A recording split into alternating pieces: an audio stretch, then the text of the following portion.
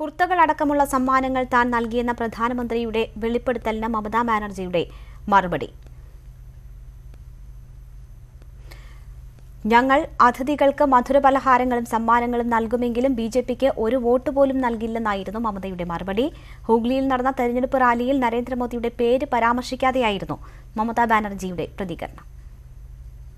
രാഷ്ട്രീയത്തിൽ ശത്രുക്കളാണെങ്കിലും മമതയുമായി മികച്ച സുഹൃത്ത് ബന്ധം കാത്തുസൂക്ഷിക്കുന്നുണ്ടെന്ന വിവരം അക്ഷയ് കുമാറുമായുള്ള അഭിമുഖത്തിലാണ് നരേന്ദ്രമോദി പങ്കുവച്ചത്.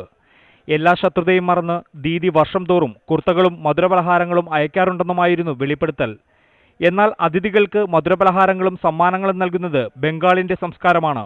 എന്നാൽ ഒരു വോട്ട് പോലും പശ്ചിമബംഗാളിൽ നിന്ന് ബിജെപി പ്രതീക്ഷിക്കേണ്ടെന്നായിരുന്നു മമതാ ബാനർജിയുടെ മറുപടി. স্বামী বিবেকানন্দ একজন মুসলিমের ঘরে গিয়ে তামাক খেয়েছিল, খেয়ে দেখেছিল জাত যায় কিনা। এগুলো আমরা পড়াশোনা করেছি, একটু পড়েছি, এগুলো পড়াশোনা করে শিখেছি.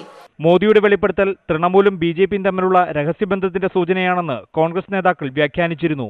ഇതിന് പിന്നാലെയാണ് നരേന്ദ്രമോദിക്ക് മമതാ ബാനർജി മറുപടി നൽകിയത്. 7 ഘട്ടങ്ങളിലായി നടക്കുന്ന പശ്ചിമബംഗാളിലെ ലോക്സഭാ തെരഞ്ഞെടുപ്പ് മെയ് 19 അവസാനിക്കുന്നത്.